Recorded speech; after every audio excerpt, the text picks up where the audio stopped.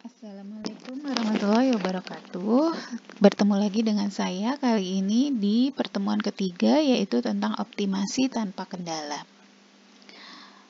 Apa itu optimasi? Optimasi ini kalau biasa sehari-harinya kita bisa mengenali dengan kata optimal, yaitu keadaan yang ideal gitu ya, optimal atau optimasi. Di dalam mata kuliah ekonomi manajerial, maka kata-kata yang dipakai adalah optimasi. Kemarin kita sudah mendiskusikan bahwa perusahaan itu intinya tujuannya adalah memaksimalkan laba. Nah, optimal itu adalah kondisi di mana perusahaan mendapatkan laba yang maksimal tersebut. Nah, pada dasarnya ada dua cara, yaitu memaksimalkan pendapatan dan meminimalkan biaya. Ya, kita pasti udah ngerti ya bahwa gimana caranya laba kita bisa maksimal, ya harus maksimal labanya, maksimal pendapatannya, atau biayanya harus minimal. Nah, tapi kondisi tersebut tidak bisa mudah dipenuhi gitu ya, dicapai. Biasanya ada kendala. Pertama, ketika kita pengen memaksimalkan pendapatan, biasanya kendalanya adalah terbatasnya sumber daya. Misalkan begini, kita mau meningkatkan pendapatan, misalkan kita garment, kita ingin meningkatkan pendapatan dengan memproduksi baju sebanyak-banyaknya. Tapi ini pasti ada kendala. Apa itu? Terbatasnya sumber daya. Misalkan apa? Mesin jahitnya terbatas atau tenaga penjahitnya yang terbatas. Sedangkan cara yang kedua tadi adalah kita meminimalkan biaya biar labanya maksimal.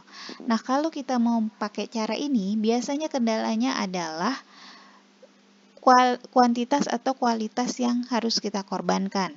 Misalkan, kita tadi ingin meningkatkan pendapatan perusahaan, laba perusahaan, yaitu dengan cara menghemat biaya, yaitu kita pakai tenaga kerja yang gajinya murah gitu ya. Jadi kita kontrak aja, bukan pakai tenaga kerja tetap. Nah, sudah pasti kita bisa meminimalisir biaya gaji. Tapi hasil dari kerjanya tenaga kerja kontrak itu, tenaga kerja yang gajinya lebih rendah, sudah pasti kualitasnya juga lebih rendah. Nah, itu ya. Jadi kalau kita mau pakai cara meminimalkan biaya, itu kita akan menghadapi kendala kuantitas atau kualitas. Nah, oleh karena itu ketika perusahaan mau mengambil keputusan mana nih jalan yang mau dia ambil, apakah memaksimalkan pendapatan atau meminimalkan biaya, perusahaan harus memperhitungkannya dengan cermat. Nah, kemudian untuk memahami cara berpikirnya, kita harus menguasai dulu beberapa konsep. Yang pertama adalah konsep pendapatan. Dan yang kedua nanti kita juga harus memahami konsep biaya. Pendapatan, kan kita bahas dulu dengan pendapatan. Pendapatan itu adalah ada istilahnya yang kita sebut dengan total revenue atau total pendapatan, dilambangkan dengan TR. TR itu adalah P kali Q. P itu harga, dikali Q adalah kuantitas harga yang terjual. Ya, ini contohnya bisa Anda baca.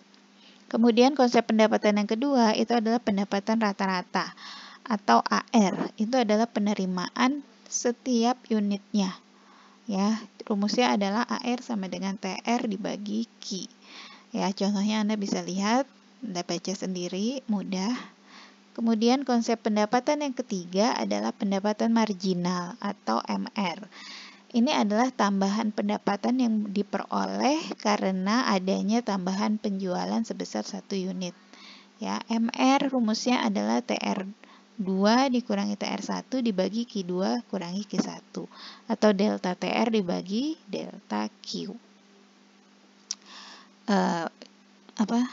Keterangan dari masing-masingnya bisa Anda baca.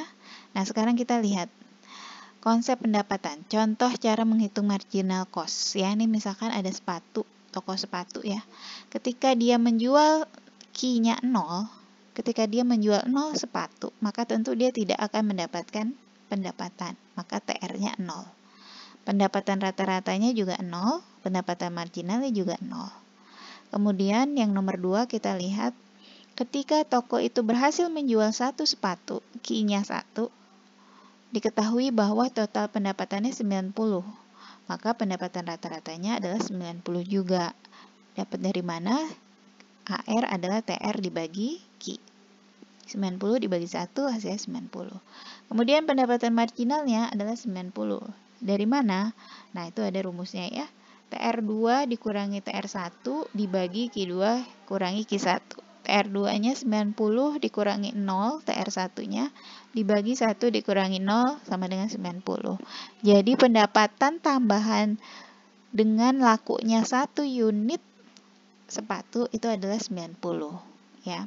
Kemudian di baris yang ketiga, jumlah sepatunya yang terjual 2. Maka total pendapatannya katakanlah 160.